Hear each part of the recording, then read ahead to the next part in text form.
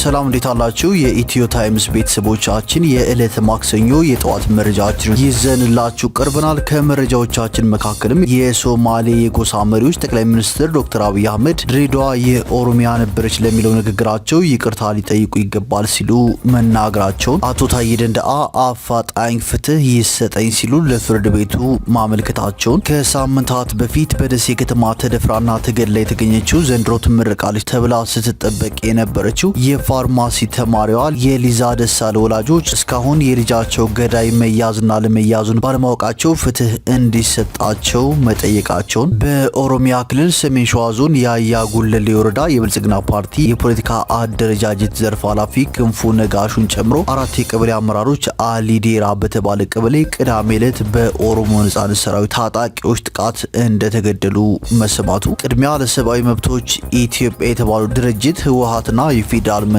ተፈናቃዮችን የፖለቲካ መያዣ በማድረግ ለከፋ ጉስቁልና ዳርገዋል ሲል በሰጠው መግለጫ መወንጀሉን፣ የአማራ ብሔራዊ ንቅናቄ አብን በኦሮሚያ ክልል ምስራቅ አርሲ ዞን የኢትዮጵያ ኦርቶዶክስ ተዋሕዶ ቤተክርስቲያን እምነት ተከታዮች ላይ በቅርቡ ጥቃት የተፈጸመው በዘመቻ መልኩ ነው ሲል ማምሻውን ባወጣው መግለጫ ማስታወቁን፣ እንዲሁም የምክር ቤት አባል የሆኑት አቶ ዮሐንስ ተሰማ አዲስ የሽብርተኝነት ክስ እንደተመሰረተባቸው መሰማቱና ሌሎችን በዝርዝር የምንመለከታቸው መረጃዎች አካተናል። ቻናላችንን ሰብስክራይብ በማድረግ የደወል ምልክቷን በመጫንና መረጃው ለብዙዎች እንዲዳረስ ላይክ በማድረግ እስከ መጨረሻው አብራችሁን ቆዩ።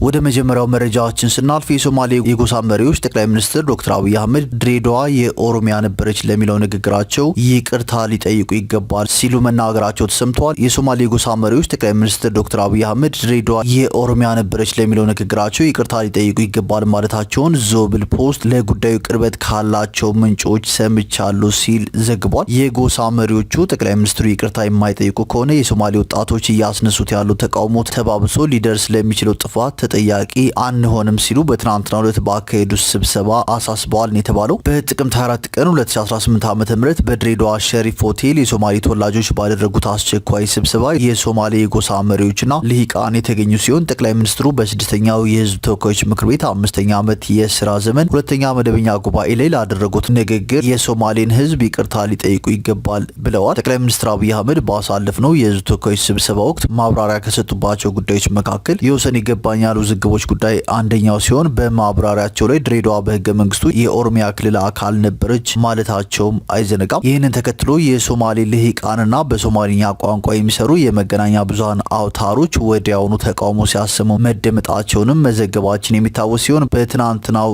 ዕለት ደግሞ ከሶማሌ ማህበረሰብ የተውጣጡ ምሁራን፣ የሚዲያ ባለሙያዎች፣ የአገር ሽማግሌዎችና የጎሳ መሪዎች በድሬዳዋ ከተማ አስቸኳይ ስብሰባ አድርገዋል። በድሬዳዋ ከተማ ሸረፍ ሆቴል የሶማሌ ጎሳ መሪዎችና ልሂቃን ባደረጉት አስቸኳይ ስብሰባ ጠቅላይ ሚኒስትር አብይ አህመድ በህዝብ ተወካዮች ምክር ቤት ፊት ድሬዳዋ የኦሮሚያ አካል ነበረች በማለት ለተናገሩት ንግግር በይፋ ወጥተው ይቅርታ እንዲጠይቁ ያሳሰቡ ሲሆን ይህንን ማድረግ ካልቻሉ በሶማሌ ወጣቶች ዘንድ እየተነሳ ባለው ተቃውሞ ለሚፈጠር ማናቸውም ችግር የጎሳ መሪዎቹ ኃላፊነት እንደማይወስዱ መግለጻቸው ነው የተሰማው። በአስቸኳይ ስብሰባው ላይ የኢሳና ጉርጉራ ዋና የጎሳ መሪዎች የተገኙ ሲሆን የጉርጉራው የጎሳ መሪ ዚያድ ዳውድ ኡመርና የሰፊው የኢሳ ጎሳ መሪ ምስጦፌ መሐመድ ኢብራሂም ጠቅላይ ሚኒስትሩ የሶማሌን ህዝብ በይፋ ይቅርታ እንዲጠይቁ በመድረኩ ላይ ማሳሰባቸውንም የመረጃ ምንጫችን አክለው ገልጸዋል በማለት ዞብል ፖስት ዘግቧል። ወደ ቀጣዩ መረጃችን ስናልፍ አቶ ታዬ ደንደአ አፋጣኝ ፍትህ ይሰጠኝ ሲሉ ለፍርድ ቤቱ አመልክተዋል። የቀድሞ የሰላም ሚኒስትር ዴኤታ አቶ ታዬ ደንደአ በትናንትናው ዕለት ፍርድ ቤት ቀርበዋል። ፍርድ ቤቱ ለትናንት ቀጠሮ የሰጣቸው በቀረበባቸው ክስ ላይ ውሳኔ ለመስጠት የነበረ ቢሆንም ውሳኔው አልደረሰም በሚል ሌላ ቀጠሮ ተሰጥቷቸዋል። በልደታ የሚገኘው የህገ መንግስት ከፍተኛ ፍርድ ቤት በአቶ ታዬ ላይ ተመሳሳይ ምክንያት በማቅረብ ቀጠሮ ሲሰጥ ይህ ሁለተኛ ጊዜው ነው። በመጀመሪያ ለውሳኔ ተቀጥሮ የነበረው ጥቅምት 13 ቀን 2018 ዓ.ም የነበረ ሲሆን በወቅቱ ለችሎቱ ሶስተኛ ዳኛ አልተሰየመም በሚል ለትናንት ጥቅምት 24 ቀን 2018 ዓ.ም ሌላ ቀጠሮ ተሰጥቷቸው ነበር። አቶ ታዬ ከሚገኙበት ቂሊንጦ ወህኒ ቤት ትናንት ችሎት የቀረቡ ቢሆንም ሶስተኛው ዳኛ አሁንም ባለመሰየማቸው ምክንያት ለህዳር 3 ቀን 2018 ዓ.ም ሌላ ቀጠሮ ተሰጥቷቸዋል። ጠበቃቸው አቶ አበራ ንጉስ ሲናገሩ ባለፈው ዓመት ለጥቅምት 13 ቀን ስንቀጠር ክረምቱን መዝገቡን መርምረው ውሳኔ ያሳልፋሉ የሚል ግምት ነበር። ነገር ግን ሶስተኛ ዳኛ ባለመኖሩ ምክንያት መዝገቡ ሲገቡ አልታየም ብለው ለትናንት ቢቀጥሩንም ትናንትም በተመሳሳይ ምክንያት ሌላ ቀጠሮ ሰጥተውናል ብለዋል። ይህንን ተከትሎ አቶ ታዬ አፋጣኝ ፍትህ ይሰጠኝ የሚል አቤቱታም ለችሎቱ ማስገባታቸውንም አስረድተዋል። ወደ ቀጣዩ መረጃዎችን ስናልፍ ከሳምንታት በፊት በደሴ ከተማ ተደፍራና ተገድላ የተገኘችው ዘንድሮ ትመረቃለች ተብላ ስትጠበቅ የነበረችው የፋርማሲ ተማሪዋ ሊዛ ደሳለ ወላጆች እስካሁን የልጃቸው ገዳይ መያዝና አለመያዙን ባለማወቃቸው ፍትህ እንዲሰጣቸው ጠይቀዋል። የተማሪ ሊዛ አባት መምህር ደሳለ ሞላ ከሚያገኙት ትንሽ የመምህር ደሞዝ እየከፈሉ ልጃቸውን እያስተማሩ ያለ የሞት ዱብዳ እንደሰሙ በጉዳዩ ላይ በሳምንት ፍትህ እንደሚሰጣቸው ቢነገራቸውም እስካሁን ምንም እንዳልተባሉ ተናግረዋል ሲል ቲክቫህ ኢትዮጵያ ዘግቧል። የተማሪው አባት መምህር ደሳለም ቃል በቃል እኔ ሀዘን ላይ በመሆኔ የሊዛ አክስት አጎቶች ለህግ አመልክተን እንምጣ ብለው ሄደው ነበር። በዚህም የህግ ጉዳዩን በአጭር ጊዜ እንጨርሳለን፣ በጣም ቢበዛ ሳምንት ነው የሚፈጅብን፣ ከዚያ ውጪ አይሄድም እንዳሏቸው ነበር የነገሩኝ። እኔም የተጨበጣቸው ነገር ይኖራል በሚል በተስፋ ነበር የቆየሁት። ነገር ግን አንድ ሳምንት አልፎ አሁን ወደ 3ኛ ሳምንት ሆነ። የፍትህ ሂደቱ እንደውም እየተዳከመ መጥቷል። ነገሩ እየቀዘቀዘ ነው። ለውጥ አላየሁም። ቤተሰቡ ተበሳጭቷል። 3ም ሆነ 4 ኮንትራት መኪና ይዘን ደሴ ፖሊስ ጣቢያ ገብተን ምርመራው ከምን ደረሰ ብለን ጮኸን ልጃችንም የወደቀችበት ቦታ ላይ አልቅሰን እንመጣለን በሚል አዲስ አቋም ተይዟል። እኔ ቆይ እያልኩ ነው፣ መሄዳችን አይቀርም። እኔ በቶሎ ፍትህ እንደሚሰጠኝ እርግጠኛ ነበርኩ። ምክንያቱም ልጄ ከጓደኞቿ ቤት 10 ሜትር ባልራቀ ቦታ ነው ተደብድባ ህይወቷ ያለፈው። የጠሯት ሰዎች ሲጫጫሁ ሳይሰሙ አይቀሩም፣ ግን አንሄድም ብለዋል። እነዛ ሰዎች ማዳን ይችሉ ነበር። ያ የሆነ ሆኖ አልፏል። ነገር ግን አንድ ሰሞን ሆሆ ተብሎ ጉዳዩ አሁን ግራ እያጋባኝ መጥቷል። የልጄ ሊዛ ደም ባክኖ ሊቀር ነው። ፍትህ ልናጣ ነው። ተቸግረናል። የህግ ክፍተት ያሳያል። ምናልባት ሂደቱ ስብስብ ሊሆን ይችላል። እኛ ግን እምነታችን እየተሸረሸረ መጥቷል። በ7 ቀን ብለውን አሁን 3ኛ ሳምንት ባንገባ ተስፋችን አይሟጠጥም ነበር። ገና ነው ቢሉን ኖሮ ተቃርበናል ካሉ በኋላ ይህንን ብሎ ነው የነበረው። ደሴ ፖሊስ ምርመራ ቡድን ነው። ህጉ እየላላ ነው የመጣው። ምን አይነት ጥርጣሬና ሀሳብ አለ በሚል እንኳን ደውለው አልጠየቁንም። መረጃም ከመሰብሰብ አኳያ ክፍተት አለባቸው ወይ ጉዳዩን ይዘዋል፣ አለበለዚያ ግን እኛን ባለመጠየቃቸው ራሱ ለምን የሚል ጥያቄ እያስነሳብኝ ነው ሲሉ መምህር ደሳለ ተናግረዋል። መምህር ደሳለ በማስከተልም ካልተረጋገጠ እኮ የልጄ ገዳይ ተይዟል ሊባል አይችልም። ተጠርጣሪ የተያዙ ሰዎች አሉ፣ ያንም እርግጠኛ አይደለሁም። ምርማሪ እንደሚለው ግን ወደ 9-10 ተጠርጣሪዎች ታስረው ነበር፣ ወደ 3 ወይም 4 የተፈቱ አሉ ሲሉም የሊዛ አባት መምህር ደሳለ ተናግረዋል። የተማሪ ሊዛ እናት ወይዘሮ የንጉሴ ጌጤ በበኩላቸው ፍትህ እንዲሰጠኝ ይፈልጋሉ። እስካሁን ፍትህ የምናገኝ ነው መስሎኝ የነበረው፣ አሁን ላይ ግን ዝም ብሎ ነው ያለው። ውስጤ ቆስሏል። ቤተሰቦቼ ደሴ ሄደን እንጩህ እያሉ ነው። የሚለቀስበት ጠፍቶን ነው እንጂ ፍትህ እንፈልጋለን። በእርግጥ የኢትዮጵያ ሕዝብ ነው በሊዛ ሞት ያስተዛዘነኝ። ነገር ግን ደግሞ ልጄ የደሴ ሕዝብ በሚኖርበት 10 ሜትር ላይ ስትወድቅ ወይም ስትሞት ምንም ሳይሰሙና ጩኸት ሳይኖር አይቀርም ነበር። ቢያንስ የልጄን ገዳይ ማወቅ አለብኝ። ባለቅስም እንባ ነው። ሊዛን አላገኘዋትም። የልጄን ገዳይ ግን አያይዙኝ ሲሉ ጠይቀዋል ማለታቸውን ቲክቫህ ኢትዮጵያ ዘግቧል። ቲክቫህ ኢትዮጵያ በመጨረሻም ከዚህ ቀደም ጉዳዩን ይዘውታል የተባሉትን ኢንስፔክተር ማብራሪያ እንደጠየቀና ጉዳዩ በምርመራ ሂደት መሆኑን ጠቁመው ዝርዝር ማብራሪያ ከመስጠት መቆጠባቸውን ጨምሮ ዘግቧል። ወደ ቀጣዩ መረጃችን ስናልፍ በፌዴራል መንግስትና በህወሓት መካከል ያለው መካረር ዳግም ወደ ጦርነት ያመራል የሚል ከፍተኛ ስጋት እንዳለው የገለጸው ቅድሚያ ለሰብአዊ መብቶች ኢትዮጵያ የተባለው የሲቪል ማህበረሰብ ድርጅት ጉዳዩ በንግግርና በድርድር እንዲፈታ ጥሪ አቅርቧል። ድርጅቱ መንግስት በትግራይ ክልል ያሉትን ጨምሮ በመላው ሀገሪቱ የሚገኙ ተፈናቃዮችን የመመለስ ኃላፊነቱን እንዲወጣ፣ ጉዳዩ በፍርድ ቤት እንዲታይ እንቅስቃሴ መጀመሩን አስታውቋል። አገር በቀል የሰብአዊ መብቶች ተሟጋች ተቋሙ ይህን ያስታወቀው ትናንት ሰኞ ጥቅምት 24 ቀን 2018 ዓመተ ምህረት አዲስ አበባ በሚገኘው ጽህፈት ቤቱ በሰጠው ጋዜጣዊ መግለጫ ላይ ነው። ድርጅቱ ጋዜጣዊ መግለጫውን የሰጠው ተቀማጭነታቸውን በውጭ ሀገራት ያደረጉ የሲቪል ማህበረሰብ ድርጅቶች ጥምረት ከሆነው ትግራይ አካውንቴቢሊቲ ኮአሊሽን ጋር በመተባበር መሆኑን ገልጿል። ጋዜጣዊ መግለጫው የተዘጋጀው በትግራይ ክልል ለ2 ዓመታት ያክል የቆየ ጦርነት የተጀመረበት 5ኛ ዓመት እንዲሁም የፕሪቶሪያ ስምምነት የተፈረመበትን 3ኛ ዓመት ምክንያት በማድረግ መሆኑንም ድርጅቱ ጠቅሷል። የፕሪቶሪያ የሰላም ስምምነት በትግራይ ክልል የነበረው ጦርነት ያስከተለውን በጣም ሰፊ የሰው እልቂት፣ የኢኮኖሚ ውድመት እንዲሁም ሰፊ ማህበራዊ ቀውስ በማስቆሙ በአዎንታ እንደሚመለከቱት የቅድሚያ ለሰብአዊ መብቶች ኢትዮጵያ ድርጅት ዋና ዳይሬክተር የሆኑት አቶ ተስፋለም በርሃ በትናንትናው ጋዜጣዊ መግለጫ ላይ አመልክተዋል ሲል ኢትዮጵያን ኢንሳይደር ዘግቧል። ወደ ቀጣዩ መረጃችን ስናልፍ በኦሮሚያ ክልል ሰሜን ሸዋ ዞን የአያ ጉለሌ ወረዳ የብልጽግና ፓርቲ የፖለቲካ አደረጃጀት ዘርፍ ኃላፊ ክንፉ ነጋሹን ጨምሮ 4 የቀበሌ አመራሮች አሊዴራ በተባለ ቀበሌ ቅዳሜ ዕለት በኦሮሞ ነጻነት ሰራዊት ታጣቂዎች ጥቃት እንደተገደሉ ተሰምቷል። በጥቃቱ ለጊዜው ቁጥራቸው ያልታወቀ በርካታ የመከላከያ የፖሊስና የሚሊሻ አባላት ጭምር እንደተገደሉ ምንጮች ነግረውናል ሲል ዋዜማ ዘግቧል። ታጣቂዎቹ 3 የቀበሌ አመራሮችን አፍነው መውሰዳቸውንም ምንጮች ገልጸዋል። ታጣቂዎቹ ከምን ጊዜውም በበለጠ ቁጥራቸው ከፍተኛ እንደነበረም ተገልጿል።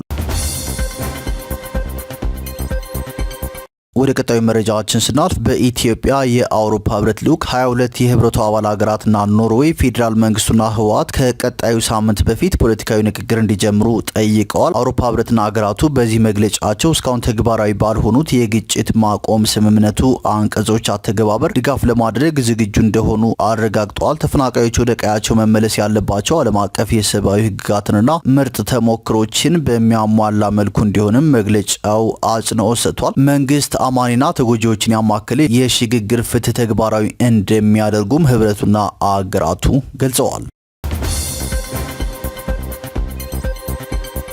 ወደ ቀጣዩ መረጃችን ስናልፍ የአማራ ብሔራዊ ንቅናቄ አብን በኦሮሚያ ክልል ምስራቅ አርሲ ዞን የኢትዮጵያ ኦርቶዶክስ ተዋሕዶ ቤተክርስቲያን እምነት ተከታዮች ላይ በቅርቡ ጥቃት የተፈጸመው በዘመቻ መልኩ ነው ሲል ማምሻውን ባወጣው መግለጫ አስታውቋል። ፓርቲው በአካባቢው የፌዴራል የጸጥታ አካላት ጣልቃ እንዲገቡ ተጠያቂነትንና ፍትህን ሊያሰፍን የሚችል ገለልተኛና ግልጽ ምርመራ እንዲደረግ የፌዴራል መንግስቱን ጠይቋል። በጥቃቱ የወደሙ የእምነት ተቋማት እንዲገነቡ፣ የተጎዱ ወገኖች ድጋፍ እንዲያገኙና የጥቃቱ ተፈናቃዮች ወደ ቀያቸው እንዲመለሱ ሰብአዊ ድጋፍ እንዲያገኙ ፓርቲው ለፌዴራል መንግስቱ ጥሪ አቅርቧል። ወደ ቀጣዩ መረጃዎችን ስናልፍ ብሔራዊ ተሃድሶ ኮሚሽን በሩብ ዓመቱ በትግራይና በአማራ ክልሎች ከ20 በላይ የቀድሞ ታጣቂዎችን ወደ ማህበረሰቡ መቀላቀሉን ማምሻውን ባወጣው መግለጫ አስታውቋል። ኮሚሽኑ በአንደኛው ሩብ ዓመት ከቁጥጥሩ ውጭ በሆኑ ችግሮች ምክንያት የፈለገውን ያክል ለቀድሞ ተዋጊዎች የተሃድሶ ስልጠና መስጠትና ወደ መጡበት ማህበረሰብ መቀላቀል ሳይቻል መቅረቱን ጠቅሷል። መርሃ ግብሩ ባለፈው ዓመት ህዳር ከተጀመረ ወዲህ ከትግራይ፣ ከአፋር፣ ከአማራና ኦሮሚያ ክልሎች ወደ ማህበረሰቡ የቀላቀላቸው ከ80 ሺህ በላይ የቀድሞ ተዋጊዎች እንደሆኑም ኮሚሽኑ ገልጿል። ወደ ቀጣዩ መረጃችን ስናልፍ የሶማሊላንድ ሲቪል አቪዬሽን ባለስልጣን ማንኛውም የመንገደኞች አውሮፕላን በግዛቲቷ የአየር ክልል ከማለፉ በፊት ፍቃድ ማግኘት እንዳለበት መመሪያ አስተላልፏል። ባለስልጣኑ መመሪያውን ያወጣው ደህንነቱና ስርዓቱ የተጠበቀ የአየር በረራ እንዲኖርና የግዛቲቷን የአየር በረራ አስተዳደር ለማጠናከር እንደሆነም ገልጿል። መመሪያውን አለማክበር የሶማሊላንድን ሉዓላዊነት እንደ መጣስ ይቆጠራል ያለው ባለስልጣኑ ለጥሰቱ ህጋዊ እርምጃ ሊወስድ ይችላለሁ ብሏል። ባለስልጣኑ ይህን መመሪያ ያወጣው ሶማሊያ ወደ ሶማሊላንድ የሚጓዙ መንገደኞች በሙሉ ከሞቃዲሾ ሲቪል አቪዬሽን ባለስልጣን የኤሌክትሮኒክ ቪዛ ማግኘት አለባቸው ማለቷን ተከትሎ ነው። ወደ ቀጣዩ መረጃችን ስናልፍ የሶማሊያው ፕሬዚዳንት ሐሰን መሐመድ የግብጽ ወታደሮች በሶማሊያ የአፍሪካ ህብረት ተልእኮ ስር የሚሰማሩት በሂርሼበሌ ፌዴራል ግዛት በሁለት አውራጃዎች መሆኑን መናገራቸውን የሶማሊያ የዜና ምንጮች ዘግበዋል። ፕሬዚዳንቱ የግብጽ ወታደሮች የኢትዮጵያና ሶማሊያ አዋሳኝ በሆነው ጁባላንዱ ፌዴራል ግዛት በምትገኘው ጌዶ አውራጃ ለማሰማራት እቅድ የለንም ማለታቸውንም ዘገባዎቹ ጠቅሰዋል። የፌዴራል መንግስቱና ጁባላንድ ግዛት የሚወዛገቡባት ጌዶ ግዛት ለኢትዮጵያና ኬንያ ስትራቴጂካዊ አድርገው ይቆጥሯታል። ወደ ቀጣዩ መረጃችን ስናልፍ የቤንሻንጉል ጉሙዙ ተቃዋሚ ምክር ቤት አባል ዮሐንስ ተሰማ አዲስ የሽብርተኝነት ክስ እንደተመሰረተባቸው ዋዜማ ዘግቧል። በቤንሻንጉል ጉሙዝ ክልል ምክር ቤት የቦሮ ዲሞክራሲያዊ ፓርቲ ተወካዩ ዮሐንስ ተሰማ ከሽብር ጋር በተያያዙ ክሶች ፍርድ ቤት የዋስትና መብታቸውን ከፈቀደላቸው በኋላ ከመሬት ሊዝ ጋር በተያያዘ ነባር ክስ የእስር ቅጣት የተጣለባቸው ዮሐንስ አሁን ደግሞ 3 አዲስ ተደራራቢ ክሶች እንደቀረቡባቸው ተገልጿል። የክልሉ አቃቢ ሕግ በዮሐንስ ላይ ያቀረባቸው ሁለቱ ክሶች ከሽብር ጋር የተያያዙ ሲሆኑ አንዱ ክስ ደግሞ በመተከል ላይ ከሚነሳው የይገባኛል ጥያቄ ጋር የተያያዘ የክልሉን የግዛት አንድነት የመንካቱ ወንጀል ነው ተብሏል። ዮሐንስ አዲስ ክስ የተመሰረተባቸው ከአወዛጋቢው የክልሉ ህገ መንግስታዊ ማሻሻያ ላይ በተያያዘ በተጠረጠሩበት ወንጀል ዋስትና ከተፈቀደላቸው ከአንድ ወር በኋላ ነው። የአሶሳ ከተማ ከፍተኛ ፍርድ ቤት አርብ መስከረም 23 ቀን 2018 ዓ.ም ባወጣው ችሎት ዮሐንስ በመጀመሪያዎቹ ክሶች በ10 ሺህ ብር ዋስትና በዋስትና እንዲፈቱ ውሳኔ ማሳለፉን መዘገባችን ይታወሳል። የምክር ቤት አባሉ ያለመከሰስ መብታቸው ከተነሳበት ክስ በተጨማሪ ከከተማ መሬት ሊዝ ይዞታ ጋር በተገናኘ በተቀሰቀሰባቸው የቆየ ክስ 5 ዓመት ከ10 ወር እስር ስለተፈረደባቸው ከእስር ሳይፈቱ እንደቀሩ አይዘነጋም። ዮሐንስ የዋስትና መብት ካገኙባቸው የክልሉን ህገ መንግስት ለመናድ የመንቀሳቀስና ከውጭ ኃይሎች ጋር ግንኙነት የመፍጠሩ ወንጀሎች በተጨማሪ በ3 ተደራራቢ ወንጀሎች ተከሰዋል። የክልሉ አቃቢ ህግ በዮሐንስ ላይ ተደራራቢ ክሶችን ያቀረበው በፌዴራል ከፍተኛ ፍርድ ቤት ለአሶሳና አካባቢዋ ተዘዋዋሪ ችሎት መሆኑን የክስ መዝገቡ ያስረዳል በማለትም ዋዜማ ጨምሮ ዘግቧል። የክልሉ አቃቢ ህግ ያቀረበው አንደኛው ክስ የሽናሻ ብሔረሰብ ጥቅም በክልሉ ውስጥ እየተከበረ አይደለም በሚል መተከል ዞንን ከአማራ ክልል ጋር በመቀላቀል በኋላ ላይ ከክልሉ ነጥለን አዲስ ክልል እንመሰርታለን በሚል አጀንዳ ዙሪያ የመተከል አስመላሽ ከተባለው ኮሚቴ አባላት ጋር ተነጋግረዋል የሚል እንደሆነም ተገልጿል። ዮሐንስ መተከል ዞንን ወደ አማራ ክልል ለማስገንጠል ከመተከል አስመላሽ ኮሚቴና ያለለት ወንድዬ ከተባለ ጋዜጠኛ ጋር ከ2013 ዓ.ም እስከ 2015 ዓ.ም ድረስ እንደተገናኙም ክሱ ያብራራል። ዮሐንስ መተከልን ወደ አማራ ክልል ለመቀላቀል አድርገውታል የተባለው እንቅስቃሴ ህገ መንግስቱን የሚጻረር ስለመሆኑ በክስ መዝገቡ ላይ በዝርዝር ተገልጿል። ተከሳሹ የህዝቦች አንድነት እንዲፈርስና ፌዴሬሽኑ እንዲከፋፈል የሚያደርግ ተግባር በመፈጸምና የአገሪቱን የፖለቲካዊና የግዛት አንድነት በመንካት ወንጀል እንደተጠረጠሩ የክልሉ አቃቢ ህግ በክስ ዝርዝሩ አስረድቷል። ዮሐንስ የቀረቡባቸው ተጨማሪ 2 ክሶች የሽብር ወንጀሎች ሲሆኑ ክሶቹ የቀረቡባቸው የሽብር ወንጀል ለመከላከልና ለመቆጣጠር ባወጣው አዋጅ መሰረት ነው። በዚሁ የሽብር መዝገብ በሁለተኛነት የቀረበው ክስ ተጠርጣሪው የፓርቲያቸው የህዝብ ግንኙነት ኃላፊና የክልሉ ስራ አመራር ተቋም ዋና ዳይሬክተር በነበሩበት ወቅት የኦነግ ሸኔ አሸባሪ ቡድን አባል ነው ለተባለ የአጎታቸው ልጅ መረጃ ሰጥተዋል የሚል ነው። ዮሐንስ የሽብር ቡድኑ አባል ነው ለተባለው የአጎታቸው ልጅ ጃልህረቡ ገነቲ ወይም በረዳ ሙለት ሀገር ቢስ ስለ መንግስት ኦፕሬሽን ውሳኔ መረጃ በመስጠት ተጠርጥረዋል ይላል ክሱ። ተጠርጣሪው በ2015 ዓ.ም በስም ለተጠቀሰው የታጣቂ ቡድኑ አባል የመከላከያ ሰራዊትና ፌዴራል ፖሊስ አባላት እየመጡ ስለሆነ ካላችሁበት አካባቢ ሽሹ በማለትና በ2016 ዓ.ም በተመሳሳይ በቡለንና ድባጤ ወረዳዎች የሰፈሩ የቡድኑ ታጣቂዎች እንዲደመሰሱ የጸጥታ አካላት የወሰኑትን ውሳኔ በስልክ በማስተላለፍ ለሽብርተኝነት ቡድን በመረጃ እገዛ በማድረግ ወንጀል እንደተከሰሱም መዝገቡ ያብራራል። በሶስተኛው የክስ መዝገብ የቀረበባቸው የሽብር ወንጀል ክስ የህገ መንግስት ትርጉም ከጠየቁበት የክልሉ ህገ መንግስት ማሻሻያ መጽደቅ ጋር በተያያዘ በግል የፌስቡክ ገጻቸው አሰራጭቶታል ከተባለ መረጃ ጋር የተያያዘ ነው። ዮሐንስ የክልሉ ምክር ቤት የካቲት 17 ቀን 2017 ዓ.ም የጸደቁ የተለያዩ አዋጆችን መነሻ በማድረግ ያሰራጩት ቅስቀሳ የ3 ሰዎች ህይወት እንዲጠፋ ምክንያት መሆኑን በክሱ መዝገብ ዝርዝር ላይ ተመላክቷል። በዮሐንስ የማህበራዊ መገናኛ ዘዴ ቅስቀሳ ምክንያትም ህይወታቸውን አጥተዋል ከተባሉት 3 ሰዎች በተጨማሪ የሽብር ወንጀል እንዲፈጸም በማነሳሳት ጭምር ተከሰዋል። የክልሉ የህገ መንግስት ማሻሻያ የክልሉ ምክር ቤት መቀመጫ ወንበር ብዛት ከ99 ወደ 165 ከፍ ማድረጉን ተከትሎ ነበር ዮሐንስና 2 የቦዴፓ ፓርቲን በክልሉ ምክር ቤት የሚወክሉ ተወካዮች በማሻሻያው ላይ የህጋዊነት ጥያቄ በማንሳት በፌዴሬሽን ምክር ቤት የህገ መንግስት አጣሪ ጉባኤ የህገ መንግስት ትርጉም እንዲሰጥበት አቤቱታ ያቀረቡት።